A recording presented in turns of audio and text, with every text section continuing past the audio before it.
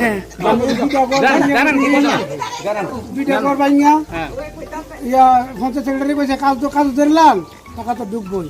আমার 10,000 টাকার উপর লাগছে, এরকম বড় বড় আম গাছ দেখা ফেলাইছি।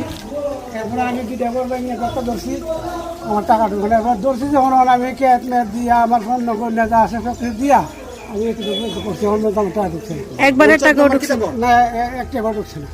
পঞ্চায়েত মেম্বারে করলে পঞ্চায়েত মেম্বার আমার ব্লকে যা যে বেটা এফটিও করি না, কয়েকটা টিপ দিয়ে পাওয়া যায় সার্ভে খারাপ, ওই তো না, এই তো না, ঠিক আমার বাড়াই দিই। বুঝতে আমি হয়রানি কি ব্লকের বুঝতে আমি 1 মাসের উপরে গেছি, আমার বাবার সামনে নাই।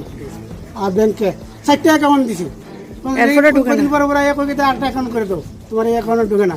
4টা অ্যাকাউন্ট দিছি, প্রথম দিছি ইউকো, এরপরে দিলাম জিপিআই, এরপরে দিলাম আপনার পাঞ্জাব ন্যাশনাল, এরপরে দিলাম কোঅপারেটিভ। আর কি করতাম আমি? কত নিচে ঘর ধরছেন যে? হ্যাঁ।